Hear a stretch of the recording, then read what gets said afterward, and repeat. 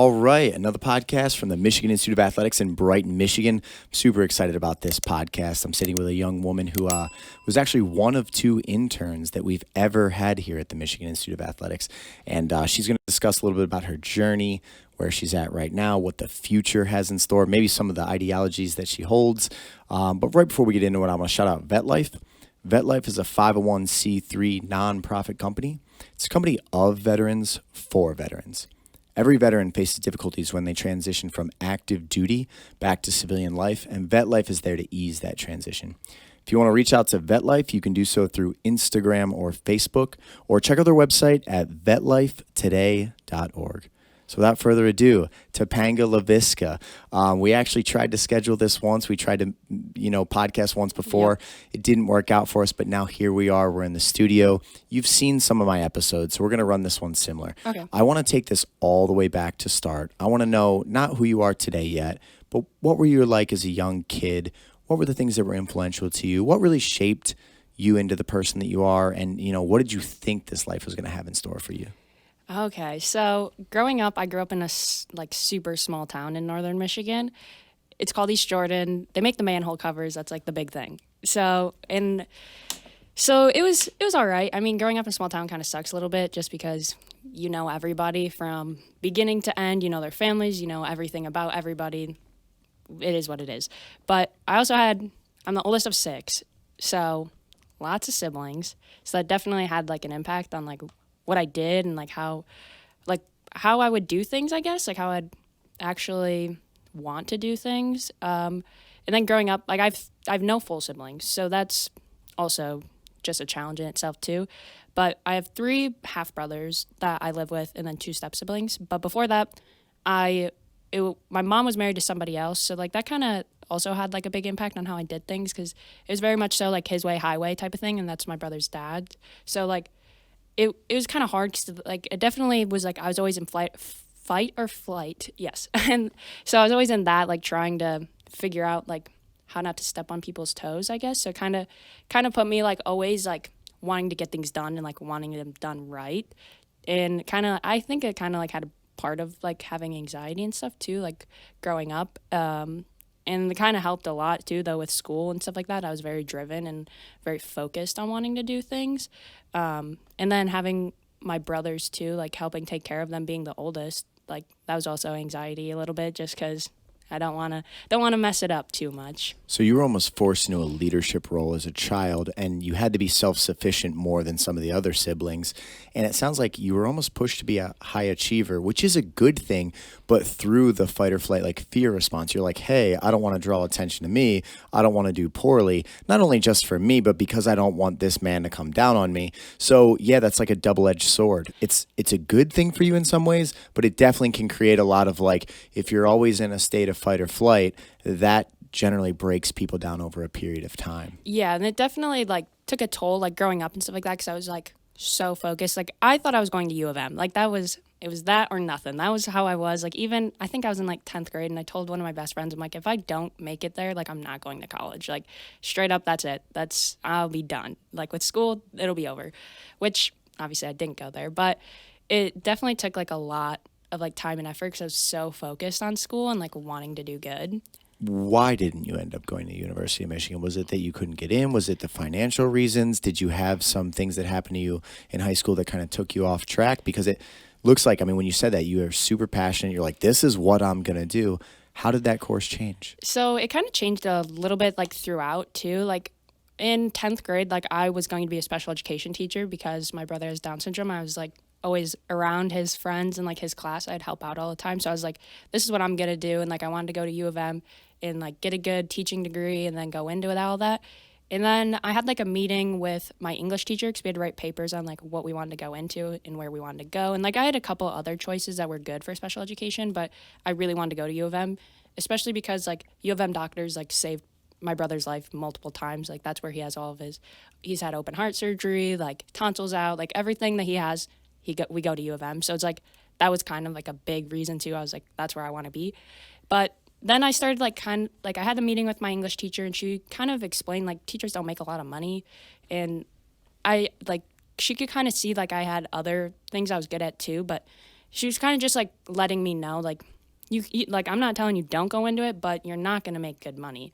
So it's kind of like, okay, like I was just, that kind of got me like just thinking about other options. And then as I was like kind of going through, I started, like, I was on the golf team. I was on varsity all 4 years. So like I knew I was like decent at golf. And then I started kind of taking more business classes. And at first I was so against going into business. I was like, people like BPA, the kids would come talk to everybody at lunch trying to recruit more kids, and I would tell them, like, you're wasting your time. Don't talk to me, please. I should have told people that, and then they'd be like, okay, whatever. Then I ended up taking so many business classes, and then I took accounting. I was like, I'm good at this, because math was my favorite subject, but then once it came into accounting, like, I don't know why, everything clicked. I just knew what I was doing. It was so easy to me, so I was like, if it's this easy, I could probably make some good money. Looking back, are you happy that your teacher changed the course of your life by telling you that you wouldn't make good money? I mean, because I usually tell kids, like, I mentor a lot of kids. You know, I work with the court system. I work with Reaching Higher. I work with countless fighters in here. I generally tell people the opposite. If I see passion in someone, I tell them, like, don't worry about money, or don't even think about things like that. Like, listen to your heart, follow what you love, and, like, you could be a pioneer in the space that you don't recognize right now. Like, you might have sought out, special education, and maybe you go on to start this revolutionary program that changes the way that special needs people interact with our society for the rest of the world. I tell people, chase passion. Do not chase money. It is one of the biggest traps ever. But you are very passionate about the course that you're on right now. Looking back, are you glad that she kind of halted that dream? Yes, I would say yes, just because of what I want to do now. And I know, like, even if I do want to go back and like teach special ed classes, like, I could take like a few courses and just be like certified to even just be a helper. And that would be kind of sufficient for me to be like around kids and making an impact like that. But I think, yes, I'm fine with her changing kind of like how I want to go into things, because now I like am so interested in everything I'm doing now, and like I have so much passion and drive that I think it was like, she didn't know it, but it was putting me in where I wanted to go initially, or not initially, but at the end. It sounds like, really, I mean, you having your brother with Down syndrome and him being like a light in your life, of course that was a passion for you, but you hadn't been exposed to many other passions yet. So once you actually found that, like, oh, wait a second, maybe there's another avenue over here, it probably made you realize that, like, okay, this is like the path of least resistance that I could have taken, but there's actually more out there that might be even more exciting and better for my future. When did it start to click for you that you were like, okay, something in athletics? Because I know you now, we'll get to your dreams and your goals. You were on the golf team. Did you play sports before that? And like, when did it really start to click that, like, maybe there's something here with athletics? I kind of was like always athletic growing up. Like, I was always around sports and watching, like, when my mom was with my brother's dad, it was not really like, we didn't watch sports as much. We'd watch like big games, and I loved like just the energy and everything, like watching the Super Bowl, watching the NBA finals, like watching March Madness. Like, that stuff was like so interesting to me, and like just how everybody would come together just to like watch these big games. And like, I kind of loved that too. Like, it would bring everybody together. It doesn't matter what's going on, like, it's bringing everybody together. And I played softball growing up, and then I stopped playing that probably around middle school. And then I played volleyball, track, and then I really liked both, but then it kind of went in. When I went into high school, golf was during volleyball season. I played golf my whole life with my grandpa, so it was like, that was something I was like, I'm playing golf no matter what. I don't care what sport I have to get rid of, like, I will play golf. So then I played golf too in high school, and then I did tennis as well because my friends played tennis, and I was decently good at it going into it, so I was like, well, okay, whatever. And I ended up really liking tennis too. Like, I keep my tennis rackets and my clubs in my car at all times. Like, they're always on me, so just in case I ever am like, oh yeah, I'll go play. So it definitely like started when I was younger, like always kind of like being interested in sports. And then growing up, and then in high school I was more interested in like the business stuff, like at the end of high school. And then I was playing golf a lot, so, and I took lessons a lot, so I was like starting to like really like hone in on like, this is what I'm gonna do, I guess. Do you think athletics shaped a lot of your personality? Do you have any coaches that really made a huge influence on you? Do you think that you're like a better person, or the certain aspects of your personality really came from your time in athletics? I think so, yeah. I think like in high school, my coach was also like the art middle school art teacher, and he was my one of my best friend's dads. So like that was also kind of cool, like because he kind of looked out for us not just as a coach, but like as a dad too. And then he knew that he couldn't like dedicate so much time and like give us lessons, so he like helped give us resources. And I met this guy, his name's Pete. He coaches at Harbor Springs, and he's a pro, and he that's where I took lessons through. And even now he'll still give me free lessons if I need it. Like he's such a great guy. And like I went to the states this last year because East Jordan finally made states as a team, so I went to watch them, and I met up with Pete while he was there because Harbor Springs makes it every year. They're such a great team, and I talked to him, and it was nice because we just get to catch up every so often. He still is very active. Like we catch up a lot. So like definitely Pete and my high school coach were very good people. Like I still talk to them a lot and cheer them on from the sidelines now. But I think my coach in college too, like he helped me a lot because he's he's an older guy, so he's kind of like our grandpa, and he probably won't like that I said that, but he looked out for us off the course so hard. Like he would, if we had any problems with anything at Cleary, like he was very much so like, okay, like I will send emails, I'll talk to whoever, like we will get this figured out. And like I had a lot of roommate problems, and he would every day, so what's going on? Who are you talking to? Who should I text? Like he's very much so like wants the best for his athletes and wants them to be in good headspaces, which I don't think is done nearly as much as it should be, like especially the mental health aspect and like making sure like everybody is good as much as a coach can, because obviously you can't do everything, but making sure he like gives you the resources you need. So that was definitely like super helpful. So I'd say probably like my high school coach and my guy I got lessons from, Pete, and as well as my college coach, I think they all really helped a lot. So take me back to when you're a senior in high school and you kind of realize you're not going to go to U of M, because it sounds like you knew that at that point. Where did you think you were going to go to college? Did you already have Cleary in your radar when you were a senior? And then on top of that, what did you think the trajectory was going to be? Like, had you found, you hadn't worked in an athletic department yet. What age were you when you interned here? Were you a senior in school? Just take me back to that senior stage and then start to build from there. Yeah, so senior year, I did still apply to Michigan just because I was like, I just want to know for myself. I got deferred, which is fine. Like I could have went after my freshman year at Cleary just because I had such good grades, and I could have went, but just didn't really play in the cards. But so starting a freshman year, senior year, I played golf, whatever, and then my best friend, who was the coach's daughter, she made it to states, but I was really close to making it as well. Like we all were very close. There was like 4 of us that were like almost tied to go. She ended up going, so I went with her. And Bob, my coach at Cleary, he reached out. He was going after her because he saw her at states, and then she kind of wanted to go to a bigger school. Cleary's pretty small. It's a small business school.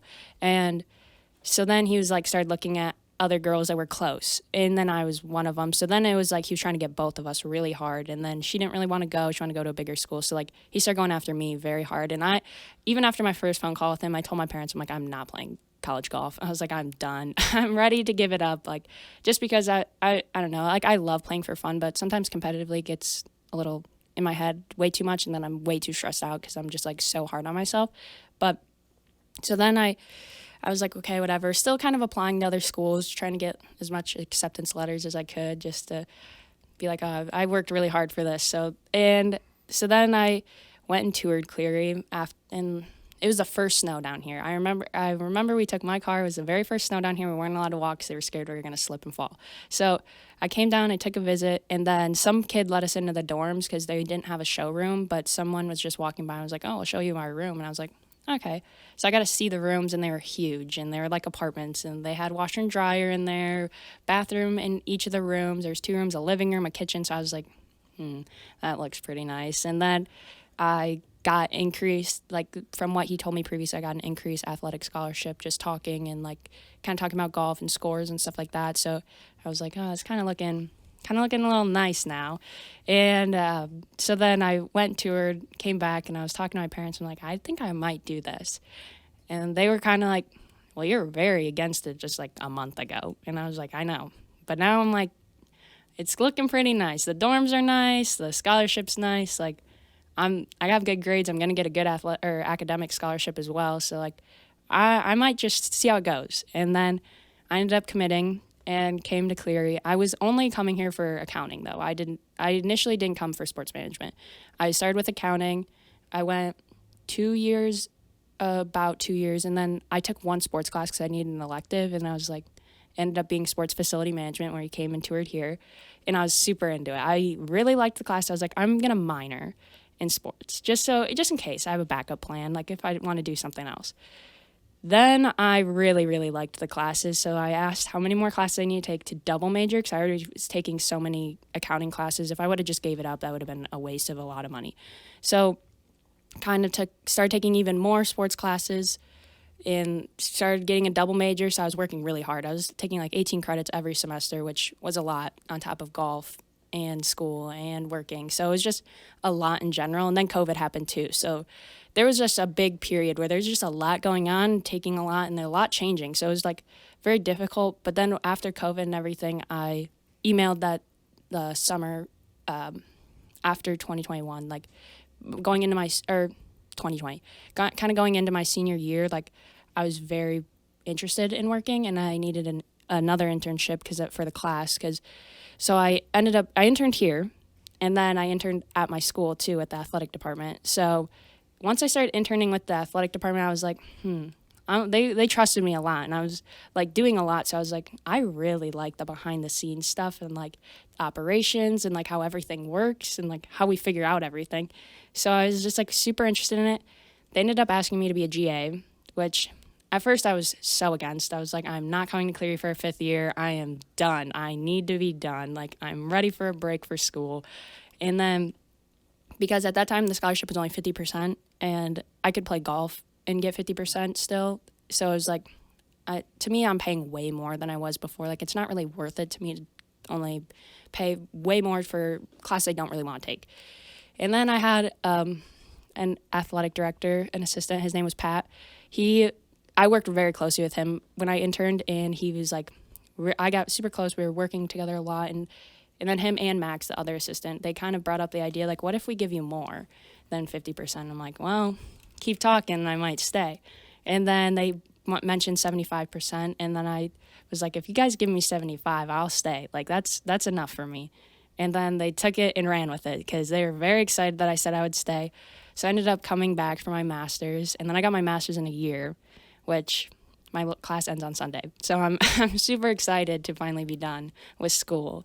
But so I ended up coming back, and Pat left at the beginning, right before the school year started. So I was really, like, I didn't know. So I was kind of like, it was my first athletic department meeting, and then it was like a bomb drop, like, Pat's gone. And then I was close with Max, but not super close like I was with Pat. Like, I would only be in Pat's office. Like, we hung out together all the time, like when I was working. Like, I would only hang out with him. Not really Max as much, like during games sometimes, but I had more of a mentorship with him, with Pat. And then once Pat quit, I started working obviously way more close with Max, and Max became the AD, the overall AD. So then we went from 3 ADs to 1.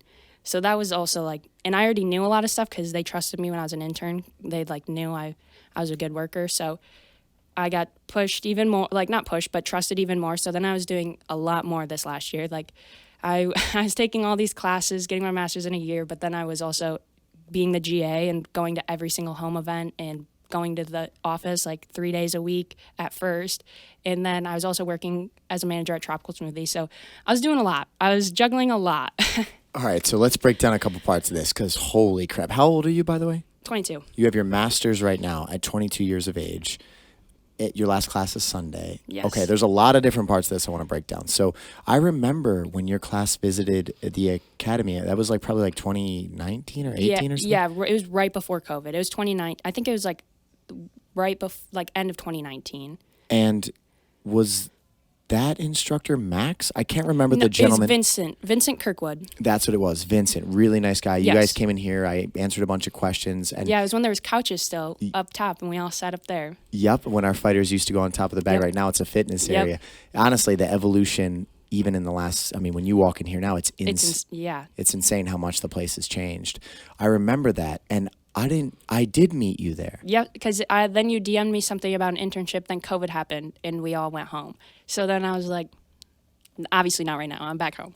And then I reached out again once school year started, and then I was like, I need an internship for this, and I was like, hey, is it still on the table? I remember at the end of that tour, the suggestion was brought up that like, hey, maybe you could select an intern out of this group, or maybe two that could work in partnership, because if they're in sports facility management and you're literally training professional athletes and have a sports facility, it's such a perfect integration. I was like, yeah, you know what? Maybe that's a good idea. And then it just did come together. You came here.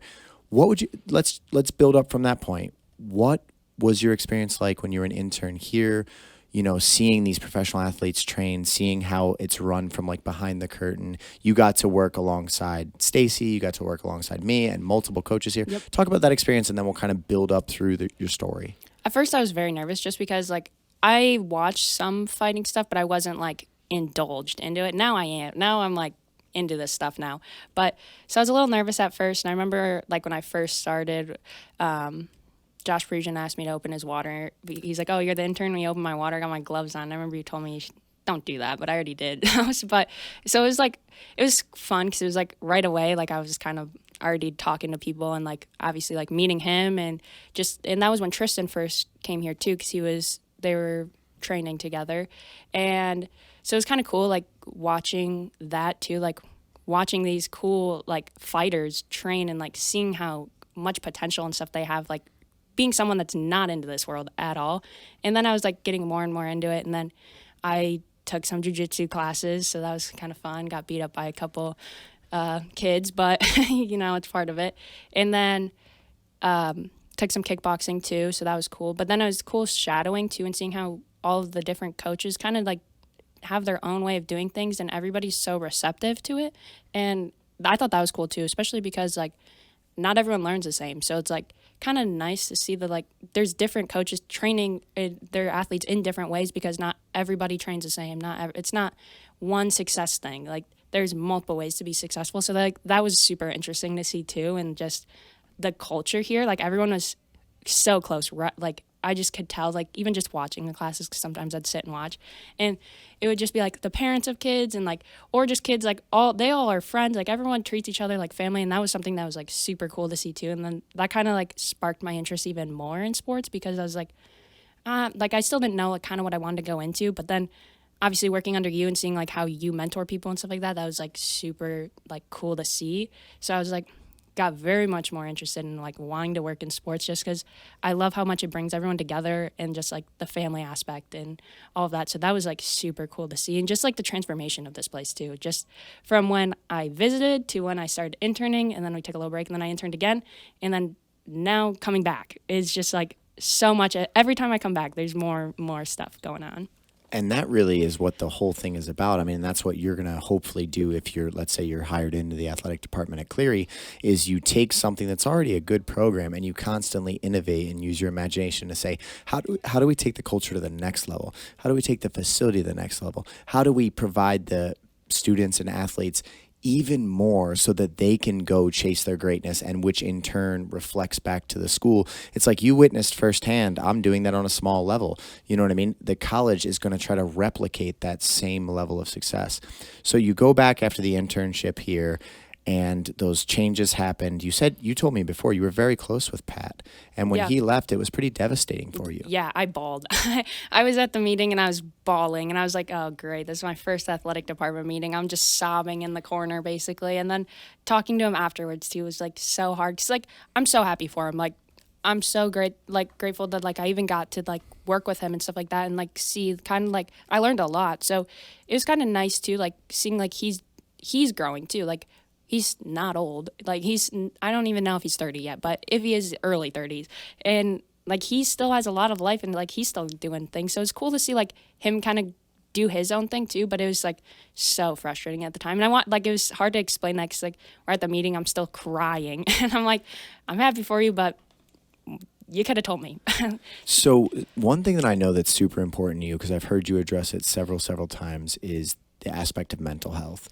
So now when you were grinding through your college career, you're going for all these credits, 18 credits a semester, you're working at Tropical Smoothie, you become a manager there, you're interning here, you're juggling a million different buckets.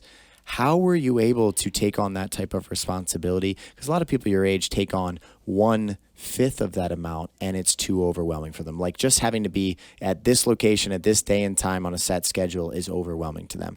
You're juggling all these different things. What was it that kept your mental health in a good state or kept you on track to be able to do that?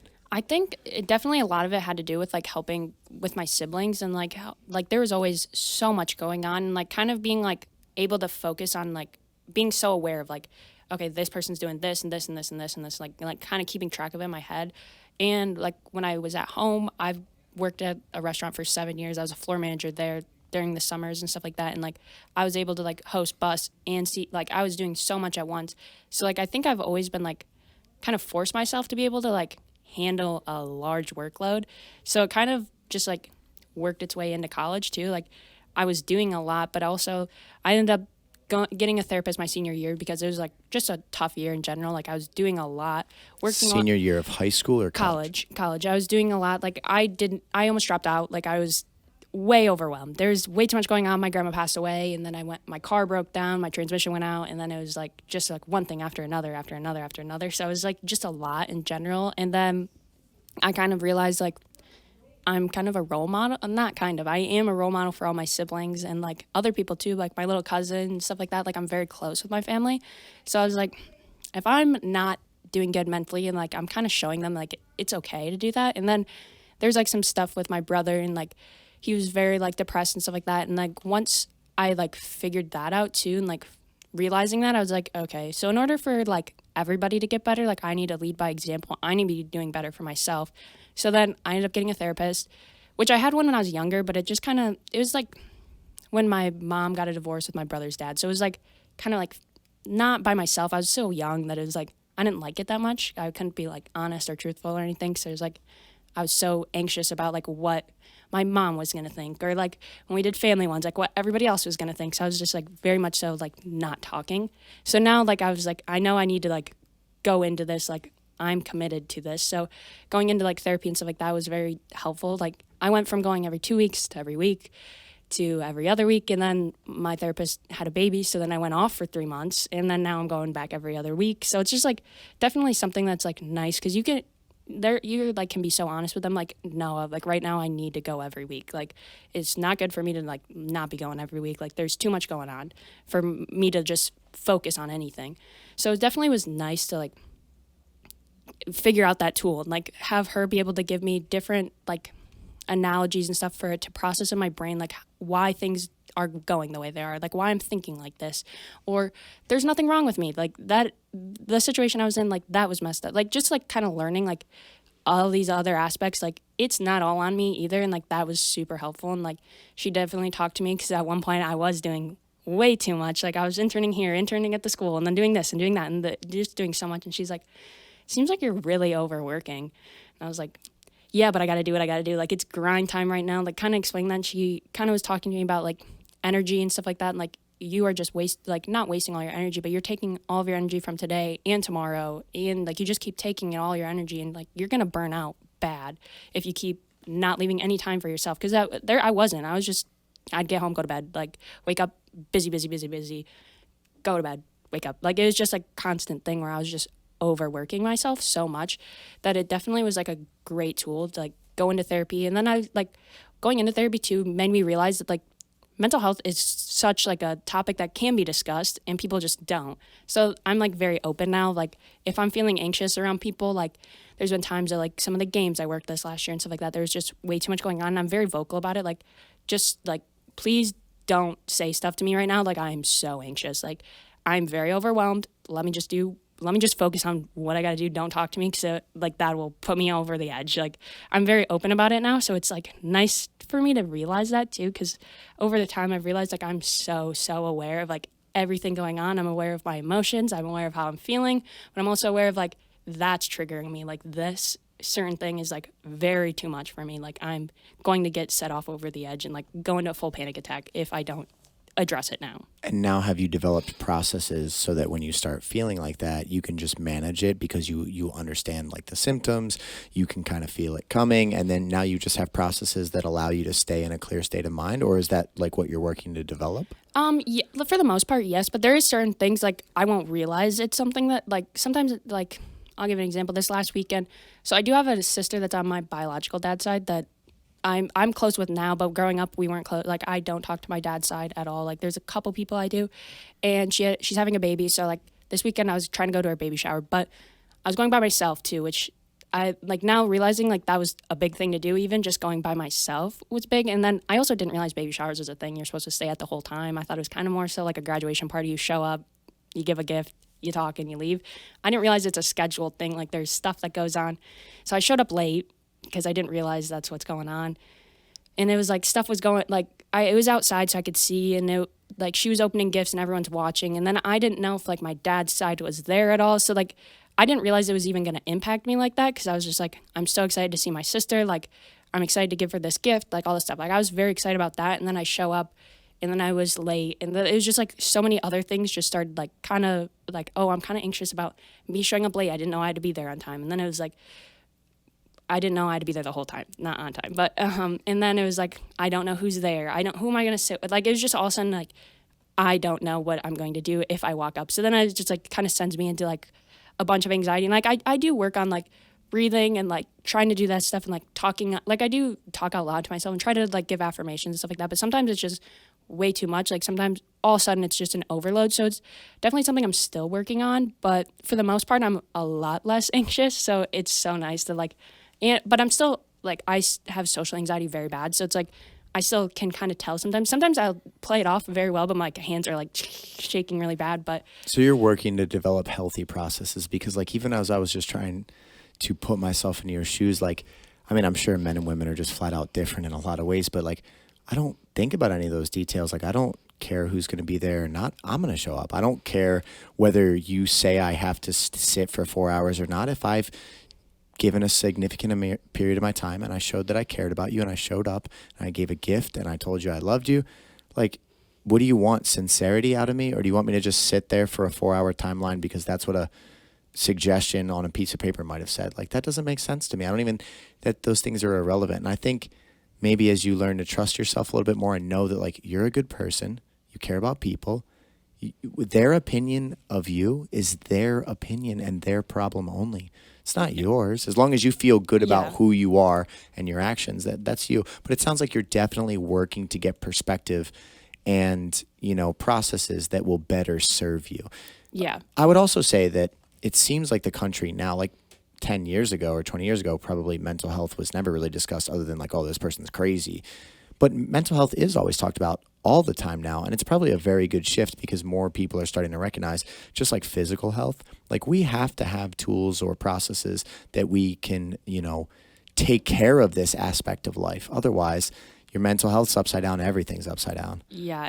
Yeah. And I definitely can tell too, like if I try to like, say I'm like anxious for a weekend, sometimes when I go home, it's just a lot, like going back up north, like I know I just don't like living there. So just like that in general, in terms of like seeing everybody that just because anywhere you go, everybody. But what's a lot about it?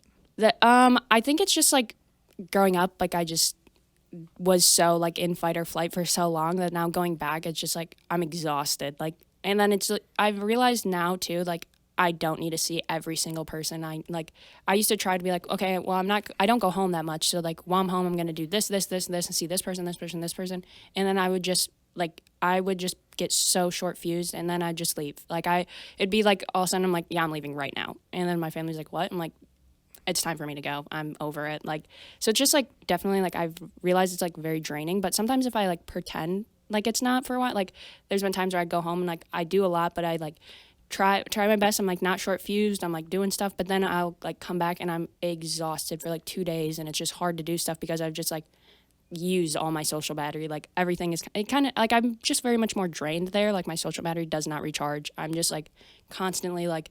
Are you trying to be somebody or not, or what's? No, I don't think so. I think it's just like I am always doing, like, I don't have any downtime when I'm there either. Like, I don't have, like, rest time. And that's super important. Like, I love being by myself and recharging. Like, that's just how my battery charges if I just go by myself for a little bit.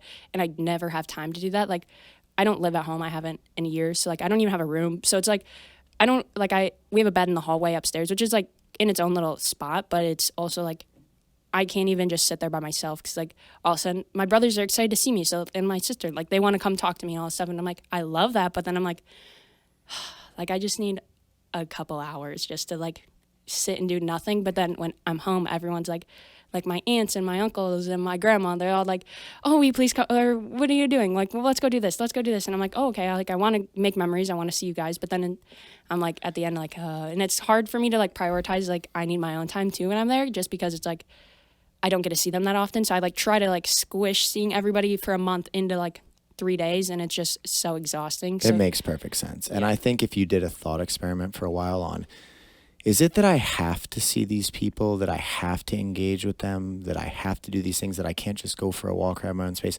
Or is it that I want to, but I feel overwhelmed and I don't want to stay in that state? Because I think if it was like, okay, Tapanga, you don't have to see your little brothers, you don't have to be around your family, you get to sit in a hallway by yourself, you probably want to see your brothers. You probably do want to see your family.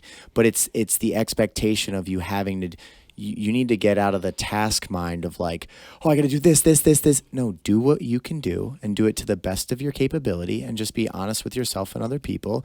And then, like, show up with you handled 18 credits for all those semesters while working, while interning, while you can handle extreme responsibility.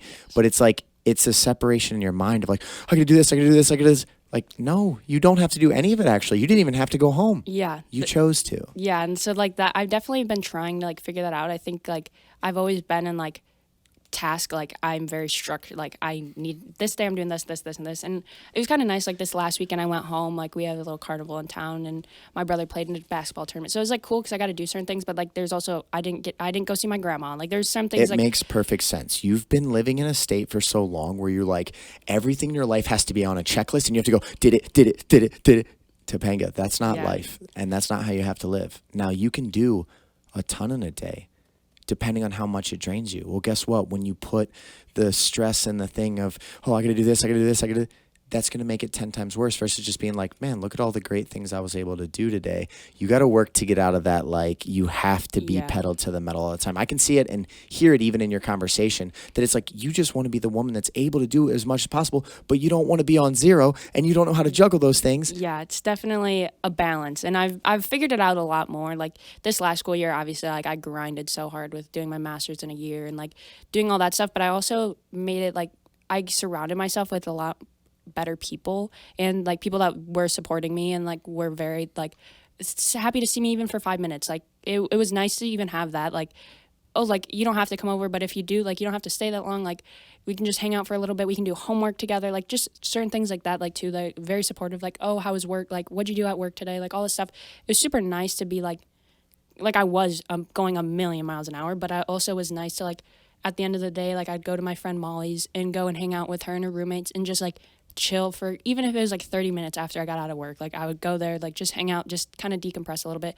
We'd all, like, oh, what's going on with you? What's going on? Like, it was very so much like, okay, like, I love that for you. Like, I keep, like, maybe you should do this. Like, it was very much so, like, constructive criticism, like, supporting each other. And, like, that was something that I, like, didn't have as much with all my friends. Like, it was more so, like, complaining, like, very draining. And then I would, like, never, like, recharge almost, because I was, like, always in a state of, like, okay, I'm going around these people and all they're going to do is complain about this. And then they're going to just do this and they're going to talk bad about this person. Like, I already knew before I'd even get there, like, this is the conversation that's going to happen.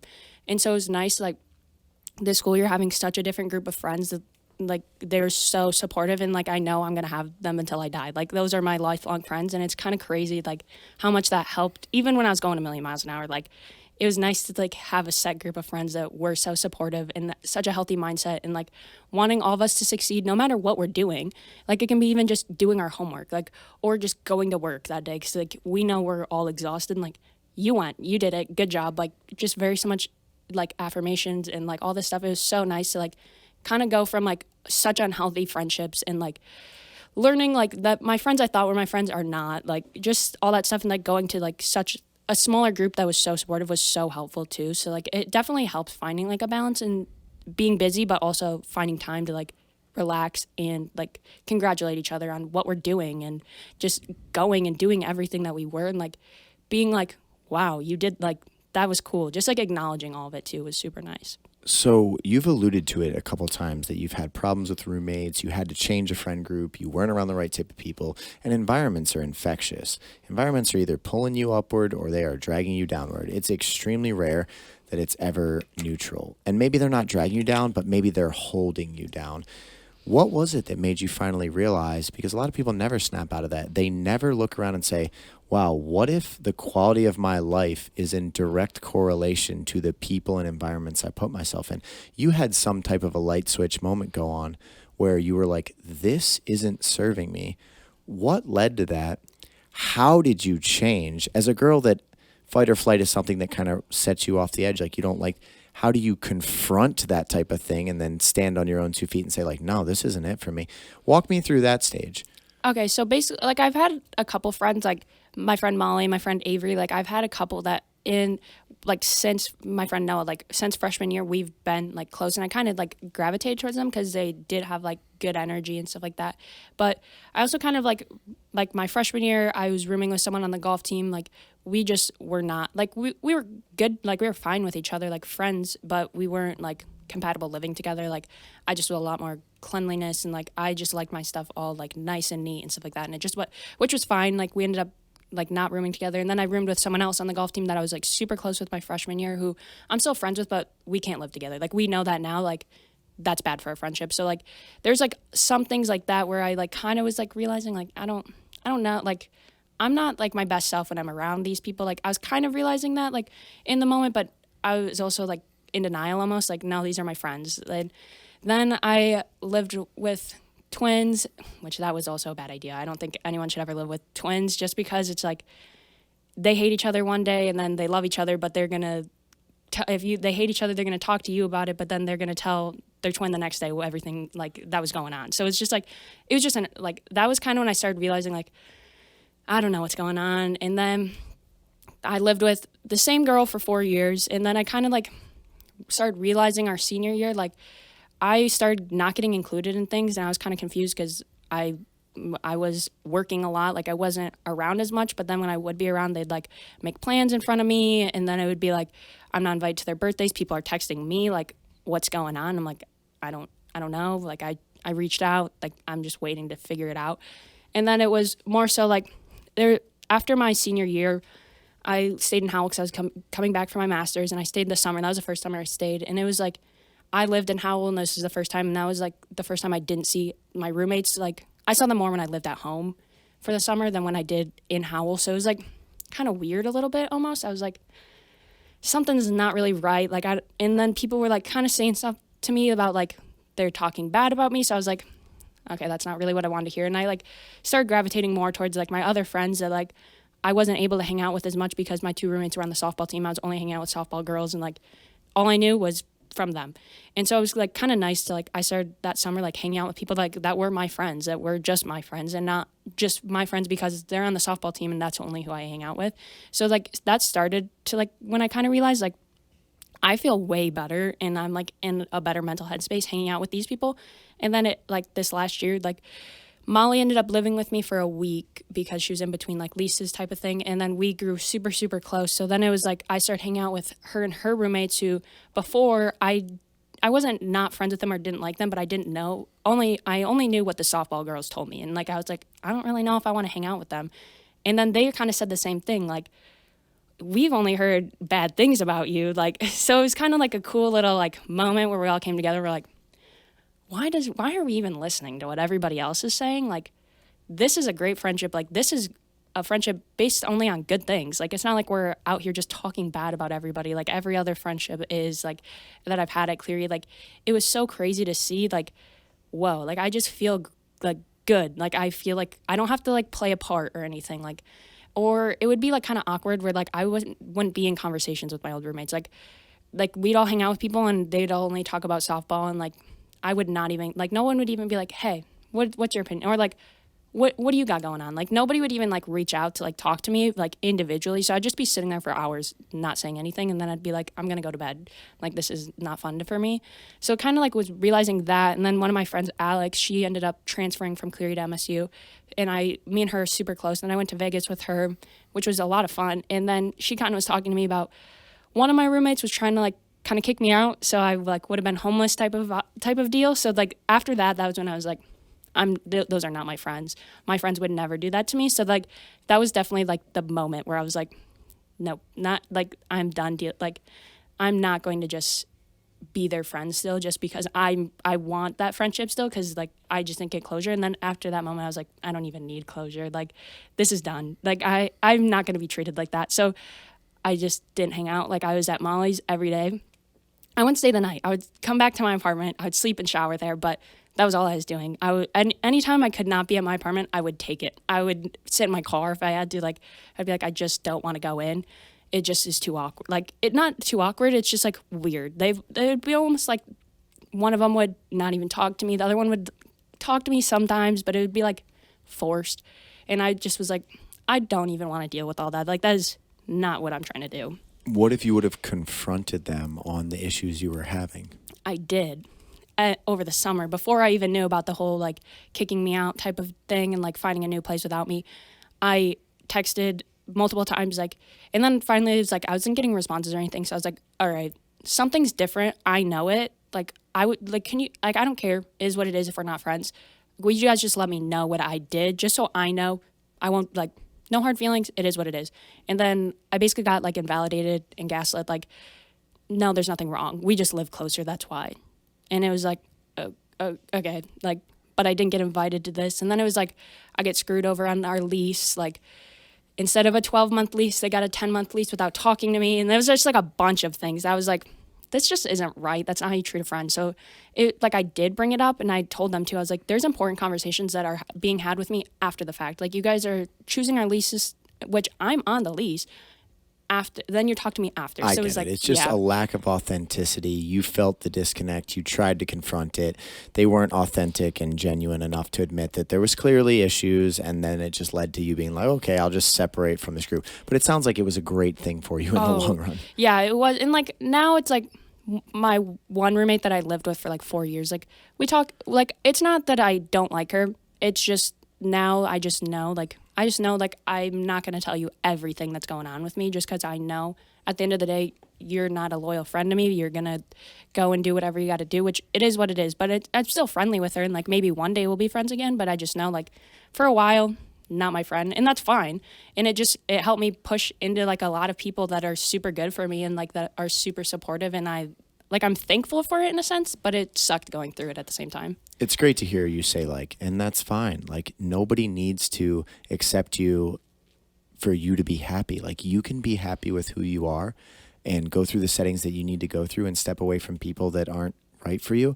And like, that's fine. And they can think whatever they want to think about you. If you genuinely know who you are and you know you're a good person, you know you got big dreams, let people think whatever they want. And then when you put those dreams together, you'll be shocked how many of those people are like, oh my God, we were so close back in the day. We were good friends. Like, Yep. you know, if you're working your dream job, oh yeah, that was my girl. And Yeah. you're like, well, Was it though? Yeah. 100%. So So one of the things I want to shift to is you have a huge moment coming up where you're trying to get hired into Cleary.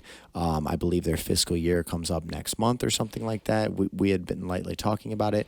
Your goal is to now, from the girl that wasn't going to go to Cleary to these dorms aren't that bad, to working under the athletic director, to seeing the passion and culture that exists on that campus, and more importantly, having a vision for the future, working under ADs, getting to get the real feel of like, oh man, I might be able to make a difference here. And now it's like, you're less than a month out from finding out whether you get employed or not.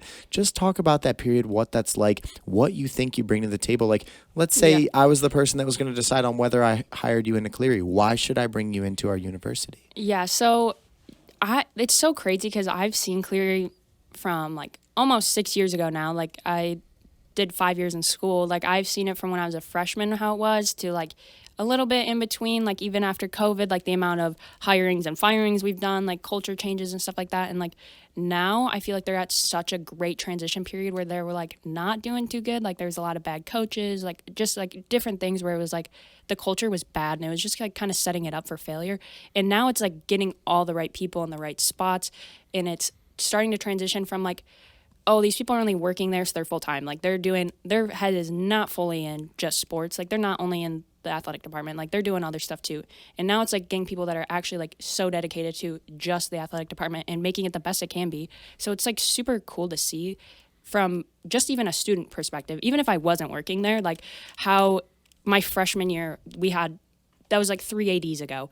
There's so many changes that have happened since then. And like now, since I started interning and like kind of getting the behind the scenes and seeing like why decisions are being made, like all that stuff, and like kind of like think and like giving my ideas and it working out too, and like seeing like little things like that kind of like piqued my interest. And now I know that like I would be such a great like asset to them because there's a disconnect between the athletic department, the people who run it, and the students. There's never been like a fully connect where it's like the athletic director will respect everything you say and take it to heart and take it to wherever, which now Max is the athletic director, and I think he's going to do a great job because his sole focus is the athletic department. Before, like Heather Bateman, great person, I love her, but she was also doing way too much. She's VP of campus operations on top of being the athletic director, on top of doing this. So she just had so much going on, which obviously, as one would, their focus is not going to be solely on it, so they're not going to see everything. And now, like, being that I was a student and I know how things are going and I know all of this inside information, like putting me in there would just, like, I have such great ideas and I've held them hostage this whole time. I told them I'm not giving them until I'm paid. But I've discussed some of them, and some of them other people came up with too. And then I would be like, where did you get that? Like, that isn't in my idea thing. So it's like cool to see like other people too are thinking of the same things I am without even being as close to the situation like in everything that I am. So it's like super cool to see like everybody is fitting in the right places that should be there. So it's like I'm so excited to like just bring the aspect of the connection between the students and stuff, because even at the end, like I got my own office and stuff, students would come and talk to me and like bring things to my attention, and then I would go and talk to Max, or I would go and talk to David, who's the SID. Like I'd go and talk to people. So it just is cool to like, I know that the students would be more receptive to coming and talking to the athletic department if I'm still a part of the team. So it's just like super exciting to want to be a part of it. It makes perfect sense. I mean, at the end of the day, the best businesses, best teams, best programs, doesn't matter what it is, they try to establish culture. Well, in culture, you need communication to flow from the bottom up and from the top down. And you need to have respect. You need to have support systems within there. And you just need it to be a true group of people working towards common goals. And it sounds like because you've gone through it at all levels, you have a certain perspective that you can bring to the table that can connect from bottom of the pyramid to tip of the spear all the way back down. So what I see for you is definitely the question of, do they see the value that you bring to the table? Not do you have the value? Because I know how passionate you are. I know how much you're willing to work hard. Listen to the story that you just told on this podcast. Like, you're willing to take on an incredible workload when you're spread out. You were managing all of these different buckets. Imagine if you took all of the energy and passion you had during that period of your life where you're juggling all that, and you put it into one bucket. You said, Cleary Athletics is my sole focus to make our campus and programs the highest, world-class, most elite experience, so that when people come here, not only do they love Cleary University, they want to give back to Cleary University. They want to spread the word. They want to tell their family about their experience there. They want to draw in fans and people to support our programs, etc. They want to go into the community wearing the Cougars, CU, right? Yep, the Cougars. The CU, the Cougars, and say, listen, we are so glad that we went to Cleary University. I feel like you can help mend that relationship because, to be honest with you, I'm going to just speak as a Brighton business owner. Cleary's in the community, but like, it doesn't stand out in my mind very much as like, oh man, like thank God we have Cleary University. It just doesn't. But that doesn't mean that it can't. Yeah, I know they haven't reached their potential of like community outreach and doing all these different things. And I know that they can, and I know that they're capable of doing it. And so like, I want to be part of the change so bad, and I want to work there so bad to do all this because I know what needs to be done. Like, and it's so crazy that like, I've just even seeing like the different coaches and stuff, like this year we won our first WAC championship, like, and that was something that we haven't done. Our baseball team had the best record that they've had. Like our wrestling team is getting so many more kids. Like we're about to have 2 full squads. Our bowling team is doing great. Like we're getting basketball. Like it's so crazy to see like all these different things. And not be a part of it. Like it's just I so hard. understand 100%, and you're so passionate about it. Let's end this podcast with this portion, and then you're gonna have to let me know the results because I'm really hoping to hear that Tapanga got hired by too. Cleary University, and I mean I really think it's the right play. And if there's ever any fit between like what we have in this community and all the professional athletes we have, and like we deal with sponsorship and all kind of things. Maybe we can even integrate within Cleary University and have some type of partnership where like our people are repping for the university that's right down the road. Yeah. You know what I mean? Because we are athletics here. Yes, You know that. yes. But what I would say is let's talk about a little bit longer term. Let's talk about, let's say 5-10 years down the road, unless Cleary makes you an offer that you can't refuse, that's Yeah. an offer of your dreams. What are your like really big picture goals, Tapanga? Where do you see yourself? Eventually, I'm not sure if it'll be in 5-10 years, but that's okay if it is or if it's not. I see myself at Miami Heat working for them, but I want to work in the NBA so bad. Like, that's where I want to end. I want to end in professional sports. If it's not in basketball either, like if it's in some type of professional sport, I would be so happy just because even seeing like here, the professional level, like it is so intense, but I love it. And I love seeing like the passion and stuff in everybody.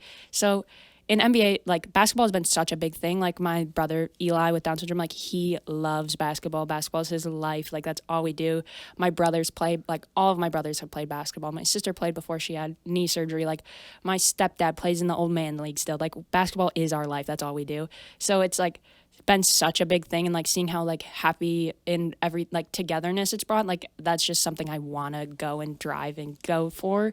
And especially Miami Heat. Miami culture is so different, and like they pride themselves on working hard and like working for what you have and just the team aspect, and I love that. So it's just like something I definitely see myself being a part of eventually. Imagine big sister works for the NBA, gets to take her siblings out to a Miami Heat game, the franchise that she works for, and like what that would feel like, what that would look like, the way that your little brother would look to you as a superhero in life. You know what I mean? Because that's larger than life to him than to what he can comprehend at this point is like, my sister's working for the Miami Heat, but it's very realistic. Yeah. Anyone that has a placement within that company right now is just a young kid that had a dream, that pursued it, that worked hard, that put themselves in order, that showed up and earned themselves a position. So Yeah.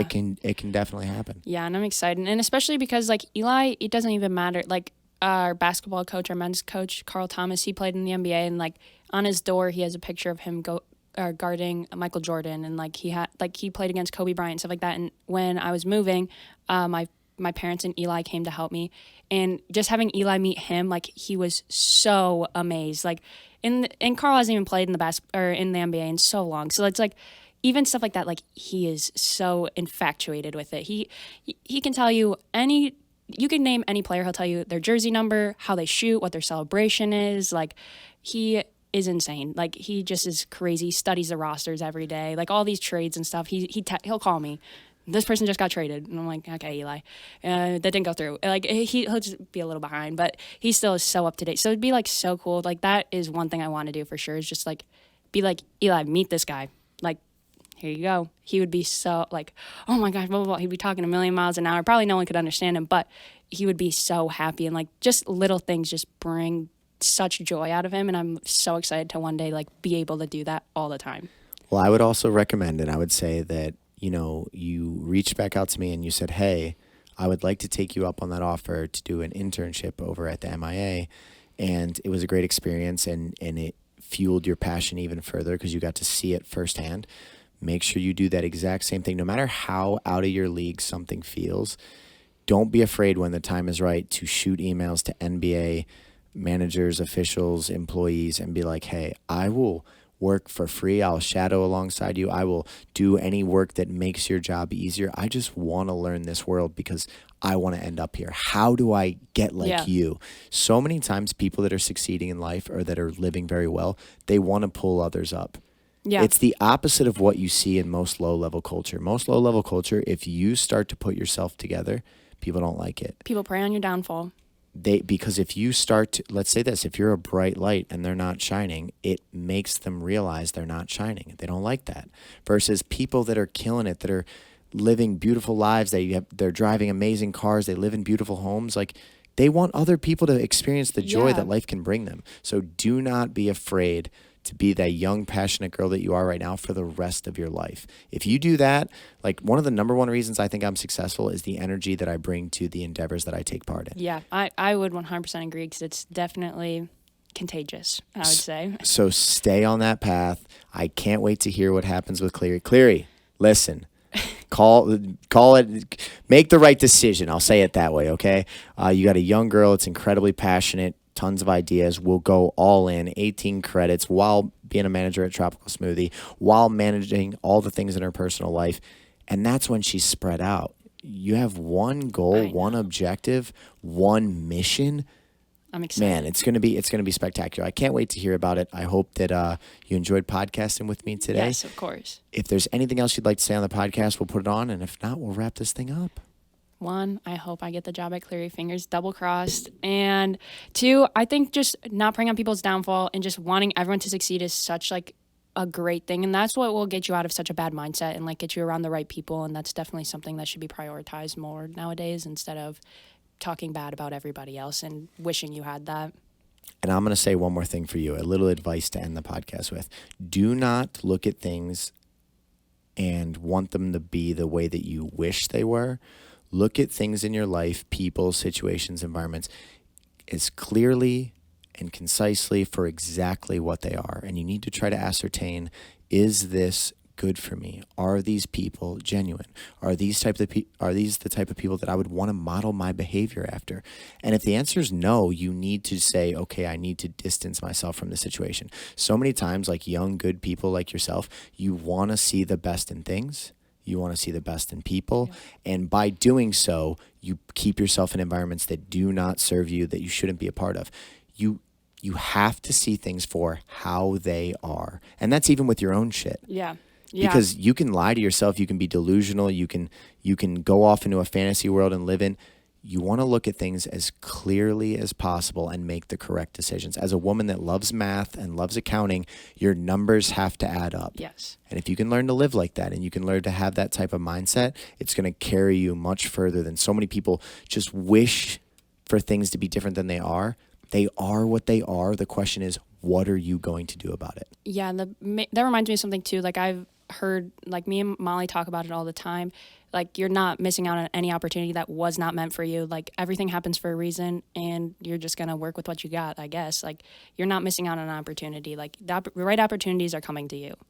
And to only give you a tiny bit of pushback, just make sure that you're being the right person, because in a lot of the young kids, there's a lack of accountability, and it's like, well, if this didn't work out, it's their fault. They missed an opportunity. Make sure there's self-reflection. Yep. Because, affirmations is something that became super popular. People love to be able to say like, I am confident and I am a good person. Are you? Yeah. Do you act as such? You're not a good person because you claim to be.